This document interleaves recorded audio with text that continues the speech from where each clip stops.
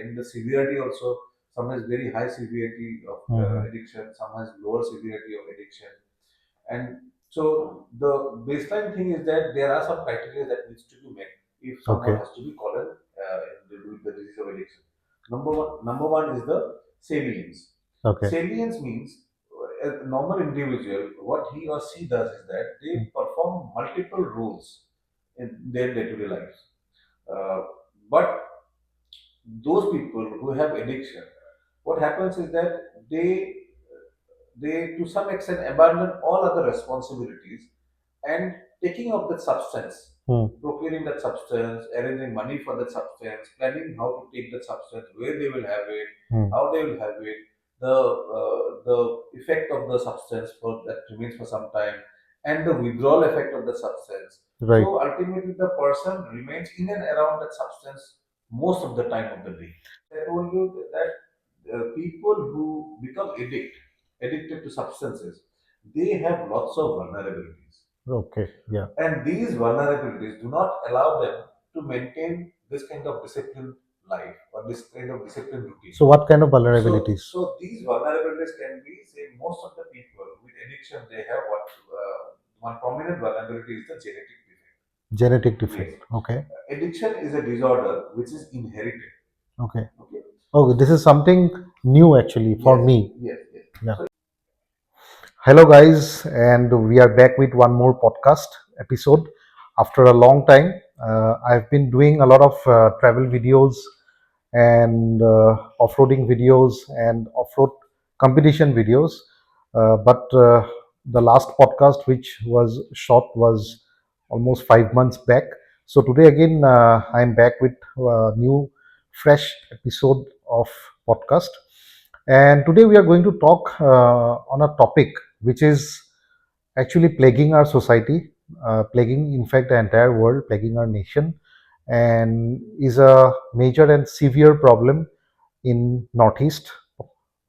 So today, our guest, we have with us Dr. Prabir Thakuria. He is a de-addiction specialist and a consultant psychiatrist with Downtown Hospital in Guwahati. And welcome to the show, Dr. Prabir. Thank you. It's immense pleasure to have you in the show. So today we are going to talk about the kind of addictions, the kind of drugs, the gateway drugs, uh, drug addiction, a threat to the society, to the families of the addicts, and also about mental health, right? So, Dr. Prabir, if I talk about addiction, drug addiction, so almost I think 80 to 90% of the population in any country, uh, mostly in India, it's very common. People have a day-to-day addiction in life. Why I'm talking more than 90% in India? Because tobacco is, I think, the major day-to-day addiction issue in India, especially. Cigarette smoking is obviously all across the world. So, cigarettes are smoked all across the world in every country. But in India, gutkha, pan masala, then kheni. So the tobacco, direct consumption of the tobacco in these forms, smokeless forms, is very very prominent, which I don't think is present in any other part of the any other part of the world. There is smokeless tobacco and smoked tobacco. Right. Outside it's mostly smoked tobacco. Smoked tobacco, yes. So in India we have the smokeless tobacco, which is consumed in the form of pan, gutkha, pan masala, and kheni, and of course the smoke tobacco version of cigarette, right? And then again, then there is the gateway drugs, marijuana or weed, which we call, and alcohol. There is another one which is usually coming up, especially around the younger generation population, that is the vaping. Vaping. Vaping is also The vapor? Yes, vaping. Or Okay. e-cigarettes. E-cigarettes. They are also the same kind of nicotine bases are used. Right. So they are getting the nicotine only. So in a modified way. So that is what many people think, that it's not addictive. Just for But so vaping, so vapor, vaping device that like e-cigarettes actually. So people basically smoke the e-cigarettes to actually quit smoking. Yes. But you are saying that the e-cigarettes also have a percentage of Yeah, tobacco. they also have nicotine. They also have nicotine. Yeah. Okay. They Okay. have some fragments and that kind of stuff. I think they come in different kind of flavors. Yes, yes, flavors. So And but vapor e-cigarettes are banned in India, I believe. yes, yes, because they also have nicotine. They also have So nicotine. take it this Okay. way or that way, otherwise it's the same. And in fact, you can't buy e-cigarettes outside India, and you cannot bring them also Yes, with you, right? They are banned. They are completely banned. But I think e-cigarettes are available in India, and I think they are being brought in, or you can say smuggled in illegally, actually. Okay. So now the first question which I would like to ask you is the kind of drugs we all know about, marijuana and alcohol being the gateway drugs, but which are the most common drugs which you come across in your day-to-day practice, which your patients actually take Yes. or consume? See, in case if kind of patient who turn out for medical attention is different than what actually is in the society. Okay. So as you told that nicotine is the commonest form of addiction. Right. So say around 25 to 27% of population in India has nicotine dependence. So that is addiction. But you hardly come across someone using nicotine, be it smokeless tobacco, candy, gutka, or smoke like cigarette, bidi, Okay. who come to seek help in their effort to quit tobacco. Then comes the other substances like marijuana. That is again another substance which is very commonly used. Right. But people hardly come to seek treatment Right. for quitting it. Yes. Then again, Because people don't consider it as a yes, serious drug. yes, they Right. don't think that this is something that needs to be treated. They Right. don't actually Right. think that is a But I've seen people who are actually addicts in marijuana. They smoke daily, yes, and they smoke multiple joints yes, daily. And some people, in fact, they graduate from marijuana to hash. yes. So I think hash is something a bit upper Yes, level of yes, marijuana, it's more purified. more where purified, more potent. Yes, concentration of THC is slightly higher Okay. than that of other kind of THC is basically the active ingredient in marijuana is a tetrahydrocannabinol. okay. So that active ingredient in marijuana, the proportion of it is different Okay. in different substances. Okay. So in the bhang, the proportion is lowest. Okay. So that is to some extent legalized. Right. In India, that you can carry some amount of bhang Hmm. and consume it. But those substances where the concentration of THC is higher, like in hash and then cannabis weed oil, so those kind of or cream, so the concentration of THC is pretty high. Manala cream. Manana cream. So Right. these are not permitted. Okay. So They are basically banned. they are basically banned.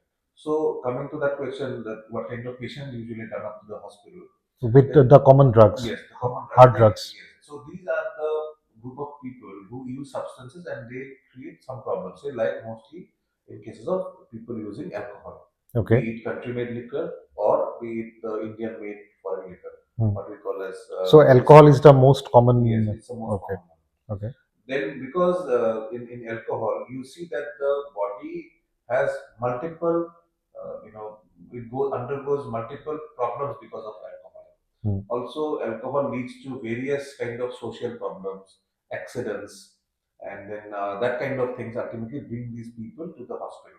Right. Once they come into the hospital, then these patients undergo treatment with say other departments like surgery, medicine, for their problems in those areas. So basically, alcohol leads to mostly liver diseases. Yeah. So liver cirrhosis. Liver disease. Then people also have say there are seizures that Right. happens. So I think that's most severe form when you are an alcoholic. Yes. And you consume alcohol daily in a almost a very large quantity. So that is not necessary. Okay. So that is not necessary. These are the withdrawal symptoms. Seizures. Okay. So epilepsy is like a withdrawal symptom. Yes, seizure So is a kind of withdrawal symptoms. Okay. In alcohol. Okay. Then they also have cardiac problems. Okay. Then they have pancreatitis. Mm-hmm. Then they have other problems like sexual health. There are problems. Then there are problems in sleep. So I think for men, the testosterone level goes down. goes up. Right. So there are multiple other physical problems that the person with alcoholism or alcohol use they have. Right. So they come to the hospital because of those things, or Right. sometimes because of accidents, Right. or some injuries. They come to the hospital. Once they get admitted into the hospital, what happens is that there are some withdrawal symptoms that come up, or during the process of management when they undergo some investigations, then there are some abnormalities in those areas. So then they are referred to our care. So once we attend this group of patients, we usually talk to them and explain to them about the problems they are facing and what are the causes. And some of them do come forward to seek treatment. Some of them they do not understand at that point, but then gradually they understand and then they also come on board. And I for think treatment. when we were having a chat offline, so you said that among all the addictions, alcohol is the most dangerous addiction. This is one of the very common form of addiction, Right. and it's nowadays even in our society, alcohol is served in social occasions, Right. socially sanctioned kind of substances. So that is the reason you can see that alcohol is very rapidly used, and the nature of the substance is such that it leads to various kind of problems, Right. physical problems, which are evident pretty soon. Say, suppose someone drinking alcohol and then driving, meeting with an accident. You don't have it doesn't have to be too longer duration of addiction for that. Yes. Someone, Yes. Like for example, if somebody is a occasional drinker, yes, and in one party he had some few pegs extra, yes, okay, just because of the flow of the party, and while driving back home he meets with an accident. yes, So I think that's one severe form, yes, and he loses his life, yes. or maybe loses a limb, or he gets, So, yeah. so that's why in the criteria, in the definition of addiction, duration matters, but it is not the most important thing. Suppose someone is using a substance and that has caused tremendous loss or harm to the person, and despite that, the person takes it, then that again will be a criteria which will fulfill the diagnosis of addiction. Right. So duration of the substance is important, but it is not the most important criteria. So like there are many occasional drinkers in our society who, like for example, drink in parties if they go, or maybe there are weekend drinkers, Yes. Saturday, Sunday. So like how do these occasional drinkers, I'm not talking about every one of them, but mostly I think graduate to everyday drinking. Yes. So what I had read in one study, so like if somebody is drinking almost 4 days a week, he is an alcoholic. This term like alcoholic or this is something very difficult. Okay. What we usually use is that this is a term that usually used in normal population in normal talk. But if you talk, if we tell, then it is more like addiction because this is a disease. Right. So there are set criterias which defines who is having the disease of addiction and who is not in the disease of addiction.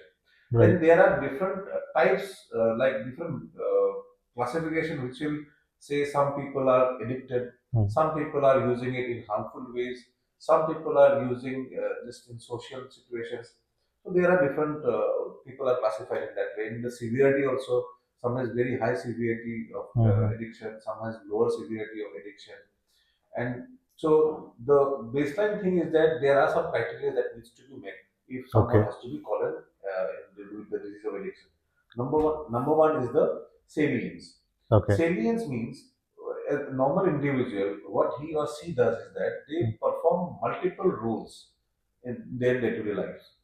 Uh, but those people who have addiction, what happens is that they to some extent abandon all other responsibilities and taking up that substance, procuring that substance, arranging money for that substance, planning how to take that substance, where they will have it, how they will have it, the effect of the substance for that remains for some time, and the withdrawal effect of the substance. Right. So ultimately, the person remains in and around that substance most of the time of the day.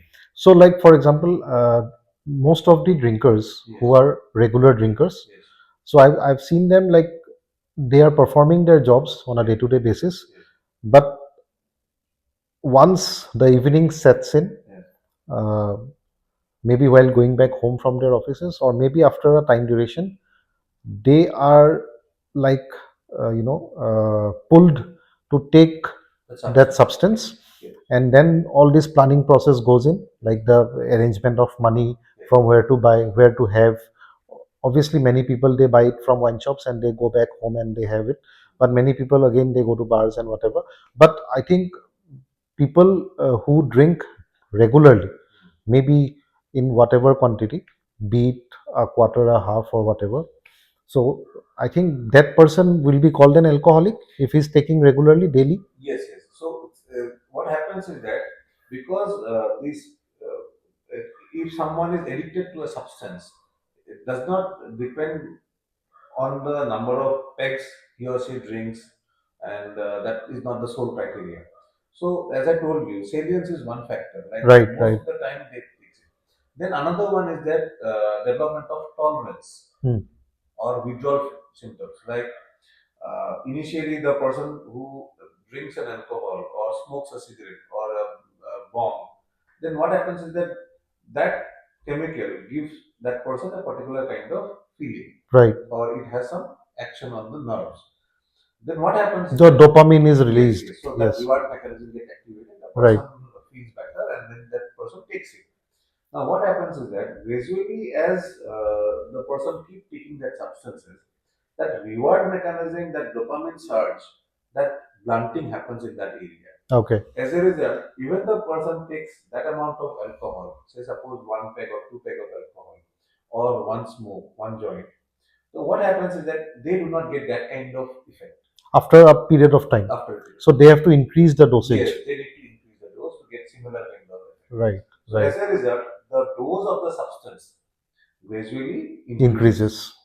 As the dose of the substance increases, comes the other problem, that is a withdrawal. Withdrawal problems. So suppose in cases of alcoholic, when they don't use the substance, they start to shake.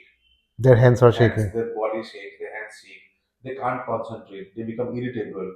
They Right. cannot concentrate. And I think they also become frustrated. Yes, they But have, the withdrawal symptom will be only there if they are trying to leave that substance. no. That is the one big misconception. Okay. Withdrawal can happen. Say suppose in case, depending upon the substance that someone takes. Okay. Suppose in case of person using a cigarette, Hmm. the effect of cigarette lasts for a few minutes. Hmm. Right. So what happens is that after the person finishes cigarette smoking, after a few minutes, nicotine is gone from the body. Hmm. So as the nicotine, that level of nicotine dips, person goes into withdrawal. So withdrawal are acute withdrawals and chronic withdrawals. Chronic withdrawal lasts for years. Okay. Acute withdrawal can last, so say after immediately after stopping, say in few minutes till few days or few weeks. Okay. So But case of but that can be said in a day-to-day addiction, like for example, cigarette or maybe pan masala, gutkha, or khani. But for example, a person who is an alcoholic, yes, in so case he will drink alcohol, say for example, at a particular time of the day, so evening. But yes, I have seen people who who goes to a level wherein they become, I think, extreme level of alcoholism, where they start drinking during the daytime as well. And in fact, in some cases I've seen people right after they wake up they need a drink. so that is what it is. See, Yeah. as I told you, the development of tolerance and withdrawal. Right. So as the person starts, they start with the lower doses because that dose itself gives him that him or her that That reward. dopamine That release. reward. Yes. As the time progresses, as the more and more number of months and years he starts or she starts to keep drinking, then that person start need to have more amount of that substance to get similar effect. Right. So then gradually what happens is that suppose someone is drinking Hmm. 2 or 3 pegs of alcohol, say 60 ml, one peg. Hmm. So that way 2 pegs. Hmm. Then it becomes into 3 pegs, then Hmm. 4 pegs. Then what happens is that the level of that alcohol gradually comes down. Comes down. Now initially when the person was taking lower dose, there was not much of withdrawal problem. Right. Okay. But now as the person is taking higher doses, so there is more prominent withdrawal symptoms. Okay. So that night, the person takes that alcohol. Initially, the person started with say 2 packs or 1 pack of alcohol at night. Gradually increasing to 3 packs, 4 packs. Then that kind of person will in the morning start to have withdrawal symptoms. Right. Okay, so they will start to have shaky hands, lack of concentration, irritability, and those kind of problems. Acha, in that case also, I think that will also depend on person to person how vulnerable he is. Because I have also seen many of my friends who are occasional drinkers, and whenever they drink, say in a party or weekend or whatever, so they will say that I take only 2 packs, Okay. and whenever they drink, they will stop at 2 packs. Again, there are some friends, some people I know, if for example they are alcoholics and they take for example say a half bottle of alcohol every day, so they will be taking that particular regime each and every day. Okay. Yes. So I think that vulnerability depends on the individual as well. Yes, see, the kind of person that you told, this person is having some amount of discipline in his or her life. Right. So the person is limiting himself or herself to 2 packs or 3 packs, or say on this specific occasions in the Right. year they will have it.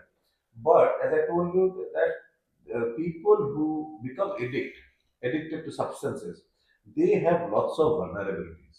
Okay. Yeah. And these vulnerabilities do not allow them to maintain this kind of disciplined life or this kind of disciplined routine. So what kind of So, vulnerabilities? so these vulnerabilities can be, say, most of the people with addiction, they have one prominent vulnerability is the genetic defect. Genetic defect. Yes. Okay. Addiction is a disorder which is inherited. Okay. Okay.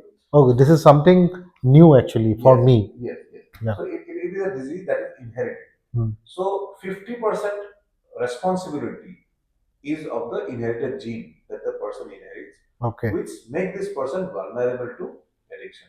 Okay. So in some generations, maybe those genes were not prominent or not that Active. expressed. Yeah. So the person, with his or her maybe parents did not express that behavior of addiction, but in that gene, that generation probably that gene has expressed. So they ultimately become vulnerable to substances. Okay. So these group of people who have genetic weaknesses, if they take a substance, then they tend to get much better with the substance. And they are prone to be addicted to Yes, that substance. because the kind of reward they will have with the substance will be far more than the same substance in the same dose to the person who do not have the genetic vulnerability. Okay, now talk about genetic disorder. So, for example, if somebody has become an addict, and genetic disorder, as you are saying, is a scientific study Yes. which is being Yes. which has come into forefront, Yes. that addiction for addiction, genetic disorder is one of the main reasons. Yes. So, for example, most of the addicts that you come across Yes. and you treat as patients, so do you find their family members, immediate Yes. blood members, they had addiction issues? Usually they will have their parents, Okay, one of the parents, will be addicted. or both of the parents, or their immediate grandparents, or their siblings. They Will will be have some kind of addiction. some form of addiction. Okay. Usually they have. Okay. So now moving on to hard drugs, or you can say chemical drugs. Yes. So what kind of chemical drugs are there which are most commonly used in the society? So the other group of people that usually come to us are, apart from alcohol, marijuana, cigarettes, are those people who are using opioids. Okay. Opioids are Opioids like who brown are sugar, drugs made from opium. opium. Yeah. Okay. So opium or some amount of some are natural opioids, some are synthetics or Chemicals, semi-synthetic chemicals. Say like So brown sugar. Then the more pure form is the heroin. okay. So these are the opioids. Okay. Then And there are also many other chemical Yes. drugs. Then there are some pharmaceutical opioids which are also very commonly used. Say like you have probably heard of cough syrups. Yes. Say like they have codeine.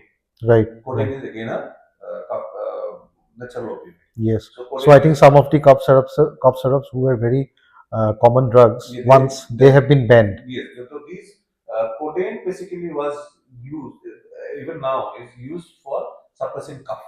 Right. So heroin also at one point of time was a drug that was used to suppress pain as an analgesic.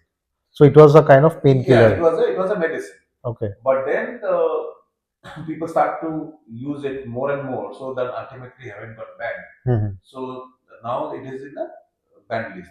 Okay. So heroin is one opioid, and as I told you, codeine. Then there are some other medicines that probably you have heard, like SP.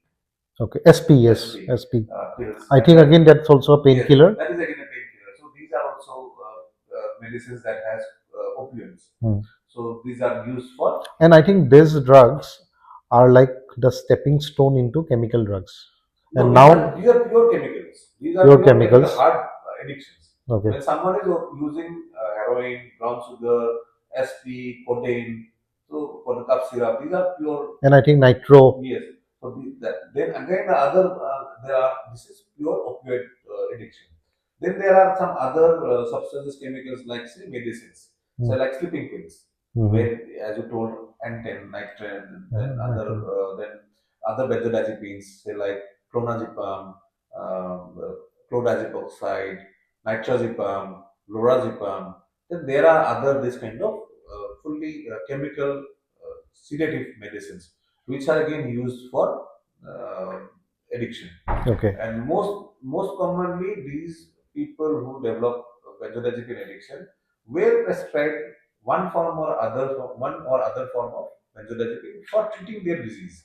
Say So like benzodiazepine is, you can, is like a form, is a sleeping drug. pills. It's sleeping pills. Sleeping pills. Okay. So most of the time, what is seen is that they were advised or prescribed some By a physician. Yeah, by a physician for few days. Then the person did not consult the doctor thereafter, and then they self-medicated. Then gradually the same kind of tolerance develops. Then the withdrawal symptoms develop. Then the Right. person become dependent on that substance. Then ultimately, after many years, they end up in the hospital because of some problems, because they are not getting the medicine, or they are having problem when they do not take the medicine. So ultimately, they end up with that kind of benzodiazepine dependence. Okay. Then there are other substances where, like, say, which we see is an inhalant. Okay. Say like inhalant, like in cases of, we have seen Erasix. So there is a petroleum product where, Right. with hydrocarbons, right? Erasex basically was a product basically to Yeah. correct anything Yes, written. yes. Those solvents. Solvents. Like I said, solvents. So these solvents, then there are thinners. Right. Paint. Uh-huh. In the paint, they use some thinners to mix the paint. Right. So those thinners are also solvents. So Solvents. they dissolve the Right. various substances. Right. So these solvents has hydrocarbons. Now these are also, if you say people, you have heard of people using dendrite. Dendrite, So yes. dendrite also has those solvents. Right. So when people inhale those solvents in various forms, Basically they inhale it, they don't consume it. Yeah, they inhale it. So when they inhale it, they directly enter into the brain. Okay. Through the nose, it traverses the different membranes in the brain, and ultimately reaches the brain. And there it starts to dissolve the neuronal covering. Okay. Say like in the wire that you see, there is a copper wire inside, right? And then there is a covering for Right. insulation, Right. to protect that. The plastic covering. Yes. So similarly, in the brain, the nerve cells, there are some, what we call myelin sheath around the nerve fiber. So those myelin sheath are basically lipid. They are oil, basically. Okay. Oil, form of oils. So once this chemical goes into that area of the brain, so those oils are dissolved in that chemical. Okay. As a result, these chemicals, they causes severe and permanent damage to the brain. So that is the reason why you see that damage done by solvents, the kids who use it, the damage is profound. Profound and permanent almost, Yes, I they believe. are more or less permanent. It's very, very difficult to improve the condition of that person once the damage is done. And also, if I talk about, like, for example, dendrite Erasex was some kind of drugs which was like in the early 90s and all. They were very commonly used by the kids. Yes. In their higher education Yes, time, yes. right? But recently, I think there are some very hardcore drugs which have become very common, especially in India, like for example meth, Yes. which is a completely lab prepared, lab made chemical Yes. drug. Then all kinds of all these chemical Yeah. drugs. Yeah. Yeah, I mean, I have read in a study, like for example, LSD. Yes. So this kind of drugs have become very much, Yes. hardcore, and Yeah. yeah, So this like another one is the yaba. yaba tablets. Yes. So yaba is poor man's cocaine. Okay. The cocaine is another substance. So basically, drugs, when you say drugs of abuse or addiction, we categorize them primarily into whether this drug is depressing the brain or whether it is stimulating the brain. Okay. So like meth, cocaine. Hmm. So these are the substances that activate the brain, that alerts the brain. So makes the person aggressive, actually, Yeah, hyperactive. hyperactive, Right. Right. energetic. Then the substances like alcohol, heroin. So this depresses the brain, or benzodiazepines. This depresses. But some the brain. people, they become very aggressive after taking alcohol. Yeah, because that is because alcohol is a substance. Hmm. All our behavior Right. is basically regulated by our brain. Hmm. So there are some inhibitory areas in the brain that inhibits some of your behaviors. Okay. Say suppose if I want to do something, Hmm. suppose I am in a situation I want to fight and beat up someone. Okay. Now, because I know who I am and Hmm. what my what my social structure is, and how appropriate or inappropriate it is for me to beat that person, I realize that it is not appropriate for me to beat this person. So my brain inhibits me from getting into that kind of fight. Okay. So there is this inhibitory centers in the brain that will inhibit a particular behavior. Okay. What happens is that when someone takes the alcohol or that kind of chemicals, so these inhibitory centers in the brain, which inhibits some of the behaviors of yours, Hmm. is turned off. Okay. So as a So result, you are not thinking logically, yes, basically. so you can't think logically. Right. So your judgment capacity and reasoning gets impaired. Right. Okay. Now moving to one, like, since we have talked so much about drugs and Yes. the effects of drugs, Yes. so one very severe effect of drug which I have studied is that somebody can die because of drug overdose. Yes. Right. Yes. So what happens is that usually what drug overdose you can see is what we commonly see is in opioid. Okay. Because meth, cocaine, and this other group of drugs that you have mentioned, they are pretty costly, Right. expensive. I think, in fact, cocaine is one of the most Yes. the most Yes. expensive They are drug. very, very expensive drug. So usually that is not very commonly available among the masses. Hmm. So among the masses, the commonly available ones are the alcohol, then marijuana, then cigarette, and tobacco, and then opioids or sleeping pills. So in opioids, the concept of overdose. Also in opioids, I think heroin is the most commonly available drug. Yes. So in overdose, what you see is primarily opioid is taken in two ways. One is by inhaling the smoke, another is by injecting it into the Directly in your bloodstream into the bloodstream, into the vein. through a injection. Through the injection. So what happens is that heroin usually is injected. Okay. Brown sugar is usually inhaled. Inhaled. Brown sugar is usually put in the foil. Then the Silver foil. Yes, and that aluminum foil or silver foil is then burnt from down, and then it turns into a liquid, and then the liquid is transformed into vapor with the heat. So that vapor is then inhaled. Inhaled. So to inhale that vapor, because that vapor moves in a zigzag fashion, so people try to chase that vapor. So that gas. So that is why it is called chasing the dragon. Okay. Then comes other form of use of opioid is the heroin. Heroin. Here, what we have seen is that heroin is also chased.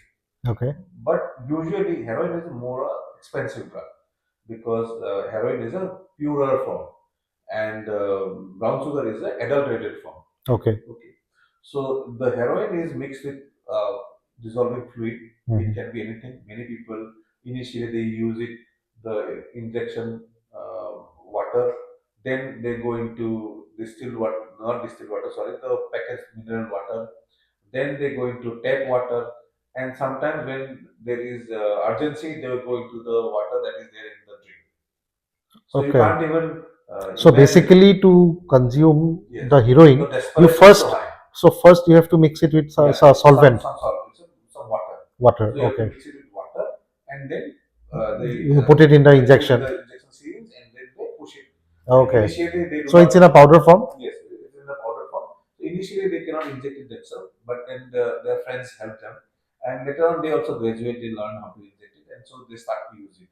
And they inject it directly in their Directly veins. to the veins. So what happens is that during the process of using it, they, as I told you, they develop tolerance, right? So they keep increasing the dose over a period of time. Now, suppose most people die during the period when they quit it for some time because of non-availability or because they want to quit it. They don't have or money, to- yeah. What happens is that when they restart, then they start at a higher dose. Okay. So what happens is that suppose someone is using 1 gram of heroin every day, then they quit it. After quitting, say about few months, 1 or 2 months or 3 months, they use it. Now they use it, suppose 1/4 of that 1 milligram. They use it. Now that 1/4 of 1 milligram may be very high dose for that person after 3 months of quitting. Oh, so a person can come back to heroin even after 3-4 months of Yes, gap? that is what we call relapse. Relapse and lapse is someone who, when someone is trying it again, and relapse is going into the same pattern of intensity or same intensity and same pattern of using the substance after a period of So if I abstinence. say people who are using these chemical drugs, be it heroin or be it meth or be it yaba tablets or whatever, Yes. so if somebody leaves it for a span of say at least 3 months, 6 months, Right. so there are very high chances that they can return to that drug. Yes. So this is where the concept of the addiction disease comes. Okay. Addiction is a chronic relapsing disease. Okay. This is a disease that will be there all throughout the life. Once person has addiction, that disease is going to be there all throughout the life. Okay. So the person can quit it for some time, few weeks, few months, few years. But again, the nature of the disease is such that it is going to come back. So Okay. lapse means when people take the substance again, Hmm. or relapse when they take it in the similar pattern, similar intensity again. They are integral part of addiction Okay. and in the recovery process. In the recovery So process. the process when someone relapses or lapses does not mean that the treatment is failed. Right. Okay. So this will always be there during the recovery process. Okay. Only thing is that how to manage those lapses and relapses so that the person can have lesser and lesser number of lapses, lesser and lesser number of relapses, and eventually they can manage themselves and stay without the substance for more and longer period of time. So now coming to the treatment part of drug addiction or any kind of addiction. So we have seen in recent years a lot of mushrooming of rehabilitation centers or rehabs that we call. Yes. So what will be the right process for a drug addicts or any addictions, somebody who is stuck in an addiction, Yes. for his or her family to select a rehab? So will the doctor help? Like for example, many drug addicts, the families, they bring in their child to you, so you help them so selecting the right addict, sorry, rehab, or there are certain hospitals where there's drug addicts or any this kind of people can be kept for treatment. See, in management or treatment of addiction, what you have to understand is that addiction is a very complex disease. Okay. It's a complex and chronic disease, as I told you. Right. And there are multiple vulnerabilities that lead a person into a substance, maintain that person in that substance, keep Right. that person in that substance, and do not let that person to come out of the substance. And again, these vulnerabilities will again induce lapse and relapses.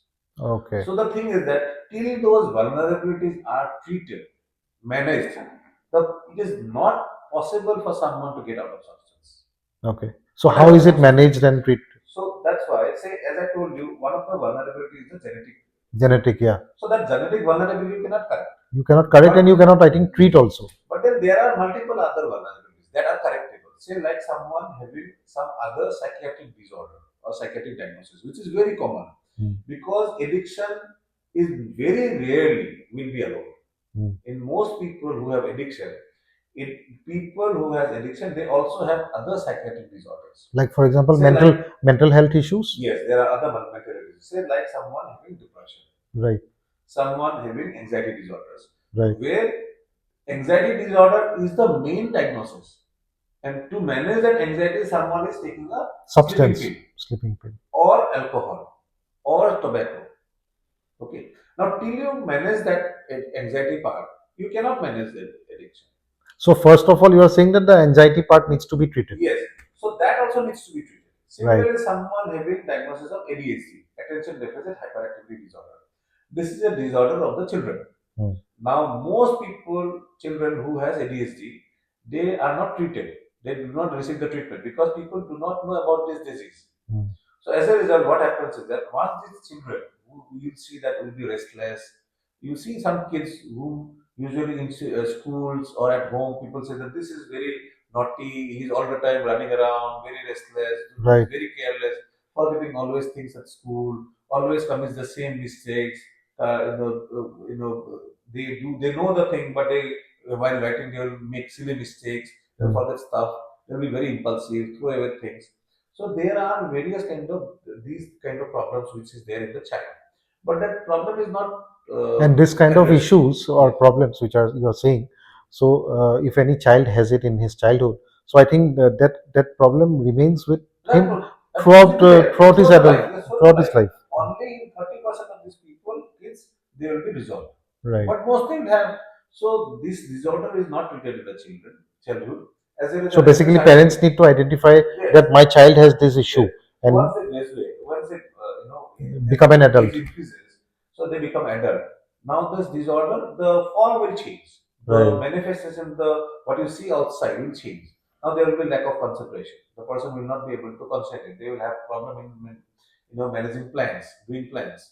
So there will be multiple other problems. They will be impatient. Yes. So these people again will go into substances because once they take substance, they feel much relaxed, calmer, like normal individuals. Right.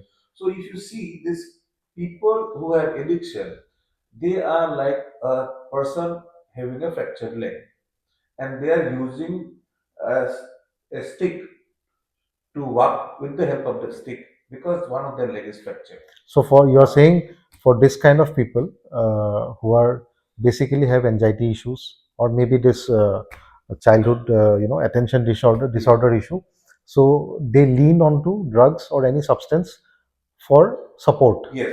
So substances always give them a benefit Hmm.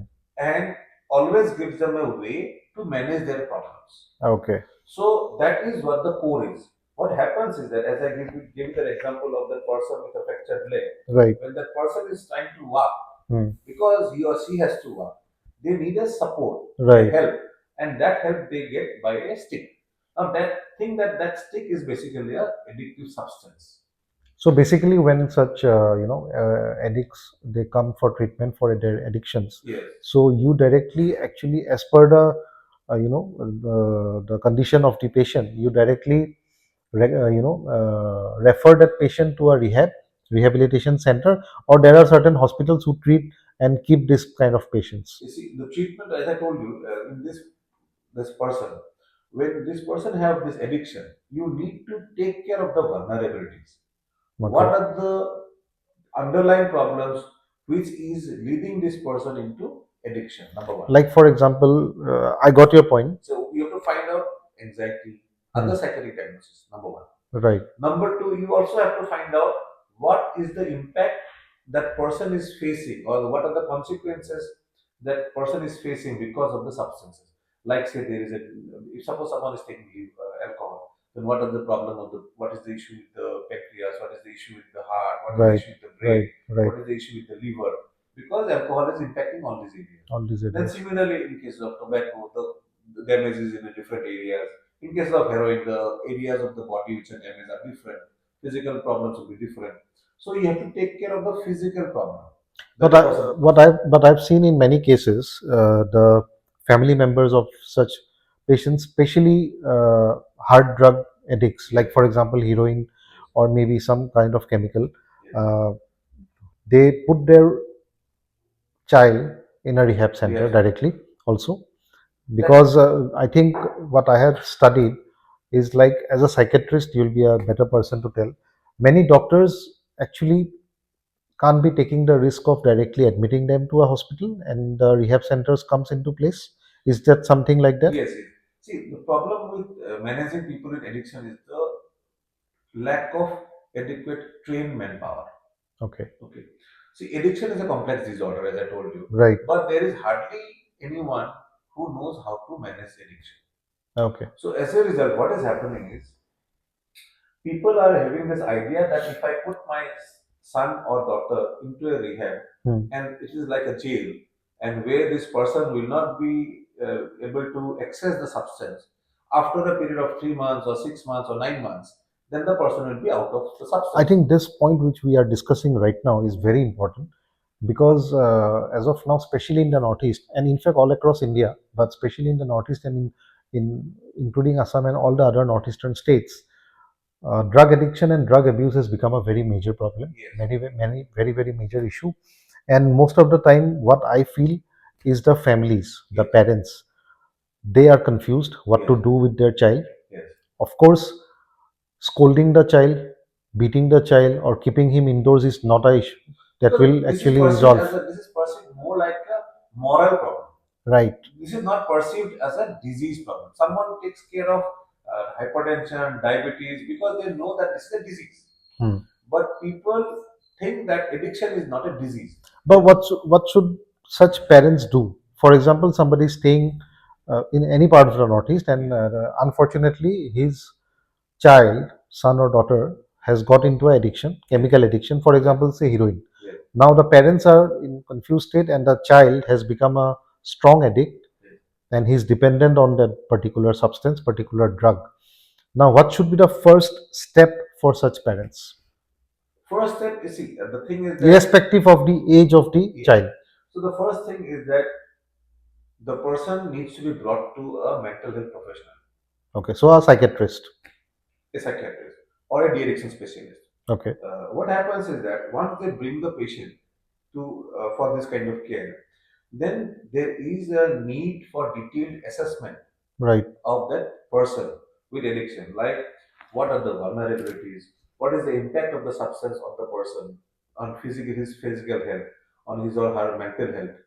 Then what are the things that this person can achieve, what are the target, what is that individual's target, what they want to do, like how much is okay for them, what they want to achieve in their life, how much is their expectation, what they will be able to, what they think that they will be able to do and not do. And then after all those kind of assessment, there will be some physical test that needs to be done to see the condition of the body.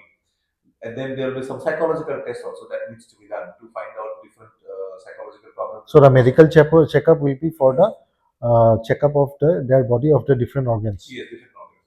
Then the psychological checkup also needs to be done to find out other areas. And then different medicines will be prescribed. Okay. So that the withdrawal phase, when the person is Not taking quitting the person substance. do not have much of difficulties. Okay. That's the reason why you see that you have probably heard that many people are dying in some rehab centers. Okay. It is primarily because suppose a person who has a very severe cardiac problem because of an alcohol. Now that person gets admitted in a rehab center. Now then this person develops withdrawal because the person is not getting alcohol. Right. What happens? Heartbeat is fast because of the withdrawal. And the heart is already weak. The person cannot take that load. So ultimately that person will eventually die. Because of a cardiac arrest. Yes, cardiac arrest. So the intent was to treat the patient to get out of alcohol. But eventually what was the outcome? That the person died. So these are happening because they are not getting what physical and other attention needs to be given to the patient when they come for treatment. So it shouldn't be like you are saying. What I am trying to understand, it shouldn't be a hard stop. Yes. For example, a person is taking alcohol, Yes. or a person is taking a particular drug. So when he comes and his family starts his treatment, so whatever substance he was using, he or she was using, it shouldn't be a hard stop that from today you will not get that thing or something like that, or gradually the doctor basically decreases It is slightly, the doses of that substance. yes, it is slightly different than what it is. Okay. See, when they come for treatment, what happens is that we give substitute. We substitute some Substitute other medicines. chemical Right. instead of that chemical that person was using. Okay. So which make that gradual decrease possible. Okay. Otherwise, for that person, as I told you, in the addiction, one of the main problem is the lack of control. Right. So the person who is addicted do not have control over the substance, Right. and that control will never come back.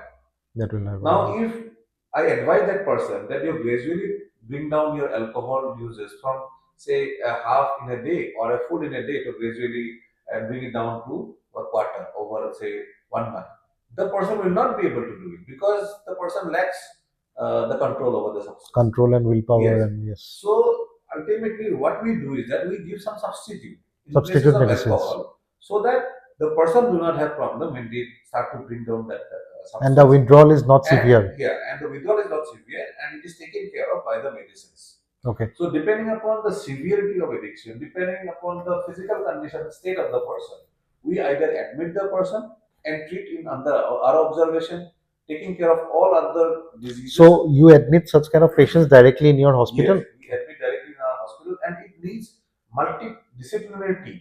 Okay. Because say suppose as I told you in this example where the person is having suppose using alcohol and has a cardiac problem. Now the person will need cardiologist, Right. or maybe we need a medicine specialist who can intervene in cardiological problem. So there needs to be multiple Multidisciplinary. Because you multidisciplinary never know, like there are multidisciplinary consultations. because when a patient comes through the door, you never know what are the organs that is damaged because of the substance. Right. Okay. So what is the conditions of the rehabs? So I'm not talking about maybe all across the country, but what kind of in what is the around condition? whatever What is the condition of the rehabs in Guwahati? Because recently, I think almost last month or just 2 months back, there was a controversy regarding one rehab, Yes. right, wherein the rehab owner was herself, using drugs. Yeah. So the concept And I think it's a very serious yes, issue. serious problem. Yes. Serious See, problem. as I told you, rehab, if done in proper way, Right. using right technique, is very good because you probably have heard so many celebrities getting out of the substance, Yes. staying in rehab for some time. So rehab per se is not bad, but the thing is that how these rehab centers are run, what are the facilities that is available in that center, Right. how the rehabilitation process is done.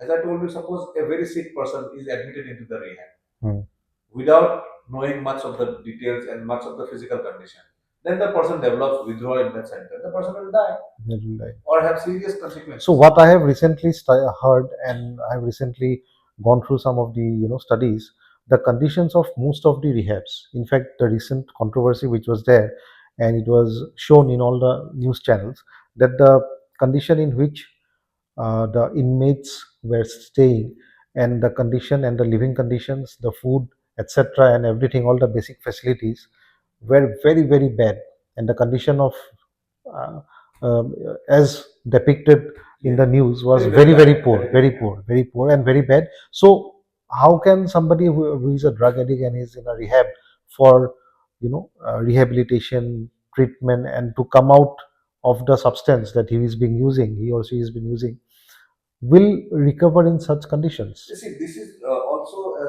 social problem. As I Right. told you, that because of lack of adequate trained manpower, what is happening is that addiction is at present a very big problem. Right. So, from a patient's or patient's parents or caregivers' perspective, if you see that they see that their loved near and dear one is deep in addiction, which is going to kill that person. So they are in desperation. They Desperation. need some place where they can take this person way to and see some ray of hope so that the person is out of the substance. Right. So what they see is a rehab. That is the only option that is available. Only option. Because there is no much trained manpower. Right. So in rehab, when they come, the model most of the rehab follow is that you seclude the person, keep that person away from the substances, and give them that environment.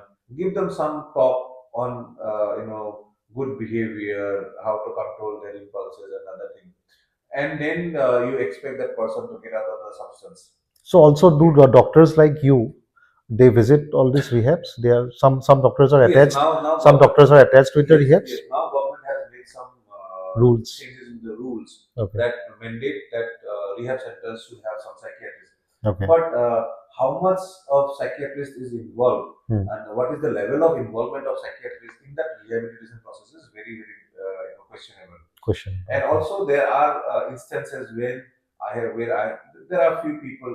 I just give you one example. That day, one person came to me. That person has stayed in different rehabs for last 8 years out of last 9 years. My God. In So his, last 9 years his, of his addiction. In his last 9 years of life, 8 years he has stayed in rehab, one or other. Okay. Okay. And when the person came for consultation, what I saw was that it in his case it was treated just like that, secluding him or keeping him away from the substance will take care of his addiction. That is not what it is, because addiction is not a disease that you can take care of just by taking away the person from the substance.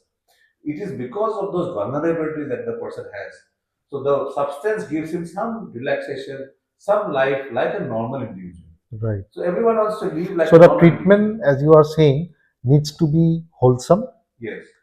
His physical condition, his physical difficulties should be identified. Yes. And studied and tested, and accordingly the treatment should be wholesome and multidisciplinary consultations with various. Yes. Doctors. Yes. Should be there as a. Yes. Team for. Yes. Treating. Yes. Such a patient. So in treatment of this group of patients, what is very important is to identify what are the physical problems that the person has. Right.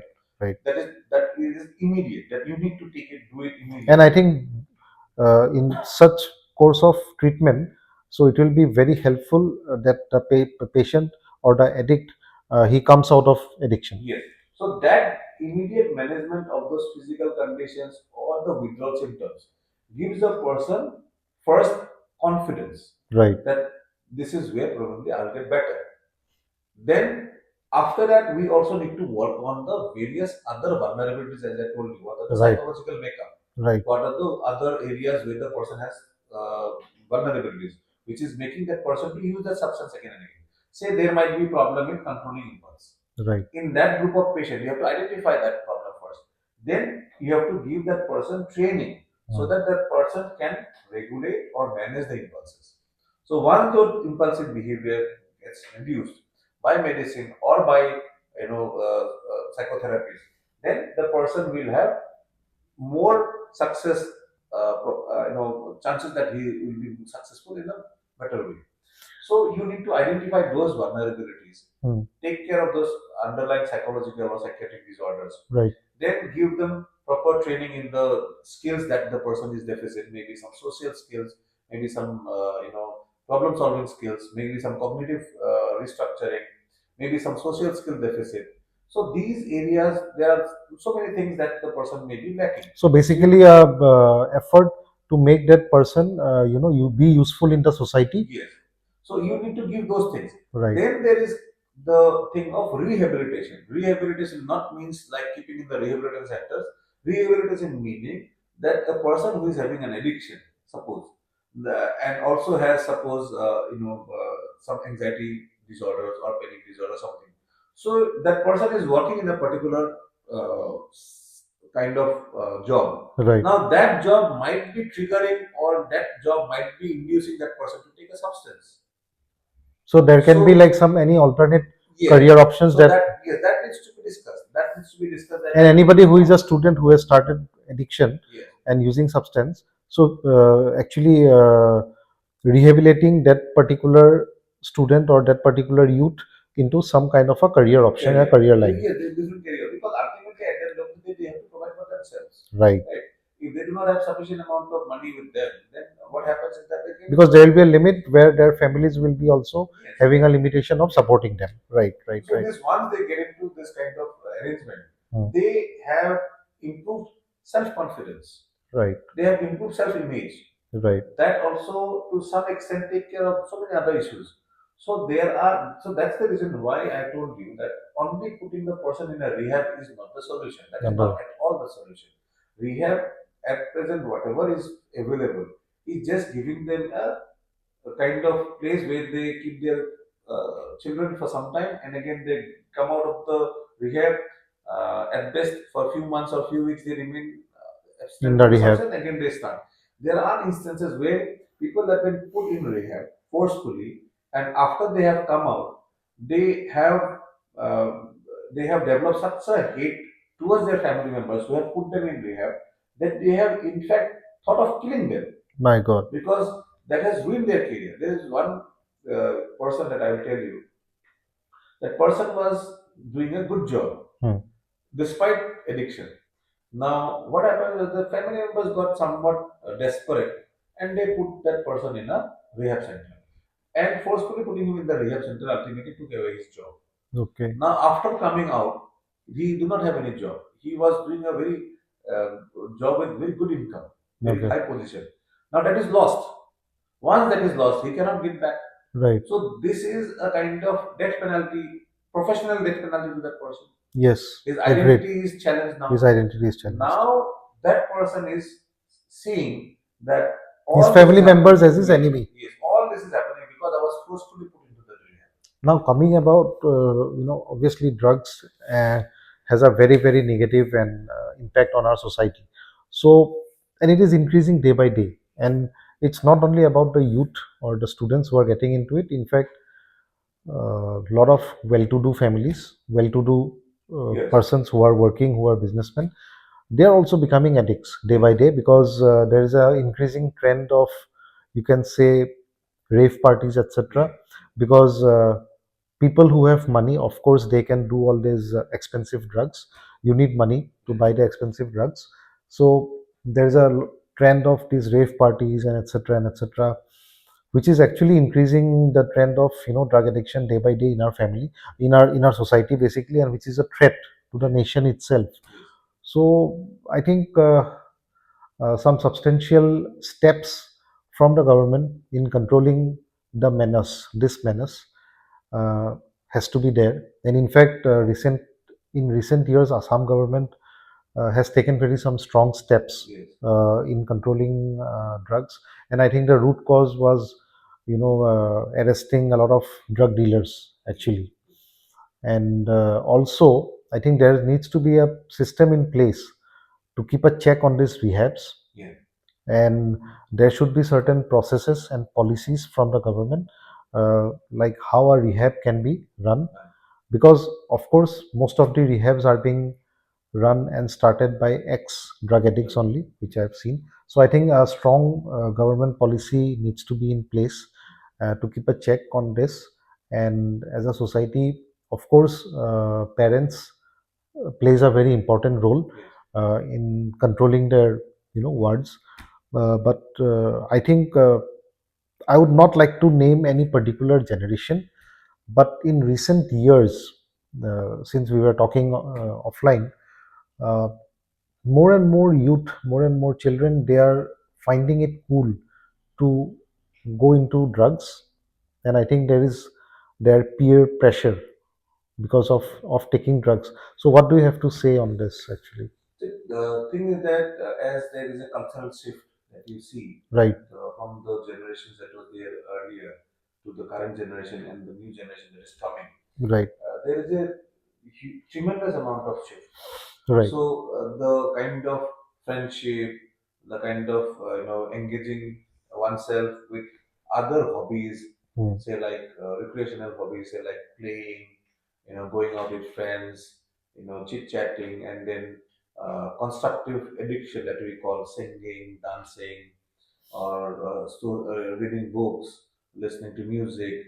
Those constructive hobbies that are there, to a situation where people are becoming less and less asocial. Right. More and more people are trying to keep everything to themselves, and the trust factor is also going down. Right. So most of the people nowadays are having problems in finding friends, Yes. making friends. And mental health issues are increasing day by day. Yes, and also the amount of information that they can share, and that they are many times the amount of information they share with their parents are also limited.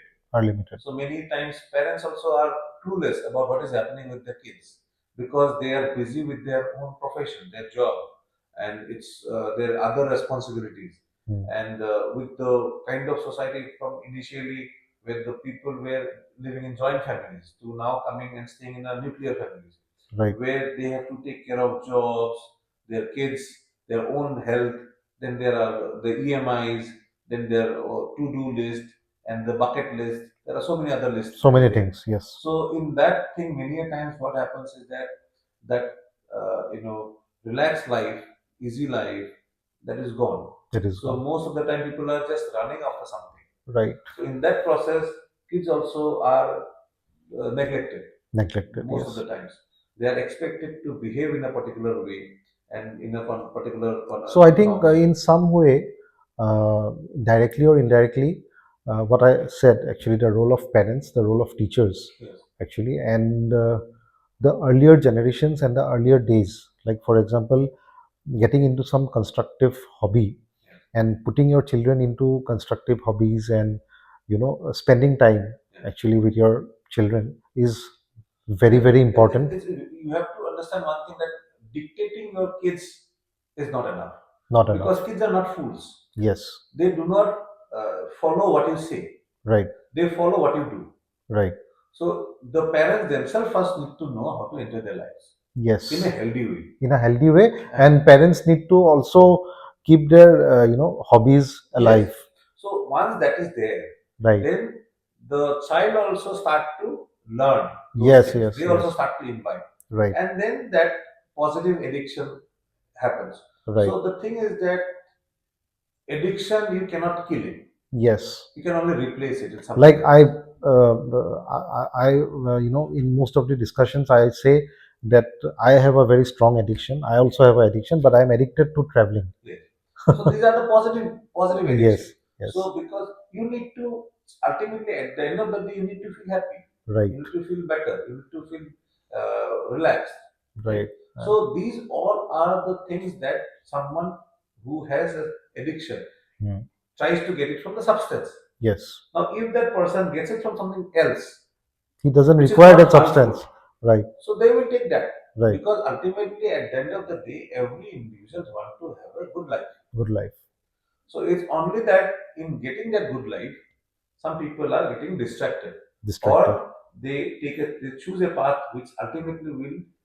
Or maybe they are getting into substances because of peer pressure to look cool and all that those also is things. there. That also is Yes. there to some extent. But ultimately, at the end of the goal is that you need happiness, enjoyment. Right. So there is no problem in getting enjoyment. Yes. The thing is that how you are getting it, what constructive ways you are getting it, Right. ultimately will define whether you are in profit, whether you are benefiting from that, or at the long run you are going to be at loss. Substances immediately in short term definitely will give you happiness, but in longer term, it eventually will kill all your happiness, Right. take away all what you have, and then it will force you to live a very miserable life where someone ultimately, we have seen patients who are pleading to us in the ICU that please kill us. I cannot endure this suffering anymore. So ultimately, we have seen people who want to be killed by us because they can't endure the pain anymore. So that is It's to the very sad, extent, yeah, actually. that's It's very very sad. pathetic because you can't do Very anything at that pathetic. time. Yes. So that can be avoided. How that can be avoided? Because if we know timely, in time we know these are the problems that needs to be addressed. Once that is addressed, that is taken care of. Right. So timely intervention is very, very important in addiction. If someone is starting to take a substance, then that immediately needs to be brought for consultation. For consultation, and a wholesome treatment needs to be Yes. taken care of. So bringing someone for consultation doesn't mean that we are treating that person. Right. Once that person is brought for consultation, then we talk to that person, to the parents, to the caregivers, to the person. Then once we talk, once we have a conversation, they start to realize what the problem is. Right. Once they realize what the problem is, they also realize how to take care of it. And also, I think I feel parents should keep a strong eye towards Yes. their children. That's always And important. if any child is exhibiting anything, any indifference kind of or indifferent That's very behavior, important. Suppose so a child is keeping to himself, Right. to his room, not socializing at all. Yes. Or you see that there is a change in the behavior, Right. the way he was conducting himself at home and the way he is conducting at home now and earlier. If there is a difference. Yes, and how he's what is his performance in his academics, what is Right. his performance in other activities, how is his engagement in those things, whether it is coming down, why it is coming down, those needs to be taken And into immediately, consideration. I think a psychiatrist needs to be Yes, consulted, yeah, and if he's taking any substance, he or she needs to be identified and then progress. But rather than, I would say, just to conclude this podcast, so it's very important if to identify if at a very early stage, and a very wholesome kind of a treatment which we were discussing is very important, rather than just putting your child or putting that particular family member in a rehab blindly, just so that there is no disturbance in your home because of him or her. First of all, please take the treatment in a very systematic and in a processed way, so that your family member comes out of that addiction, right? And in this note, I would like to again thank doctor. It was very uh, warm and very knowledgeable talking with you, and I think on a topic which has been plaguing our society for long years. So thank you so much, and please subscribe to the channel to listen to this podcast, and also like and share if you like this podcast. Until then, thank you so much. Bye bye. Thank you, Sham, for Thank this you. wonderful session. Thank you. Thank you.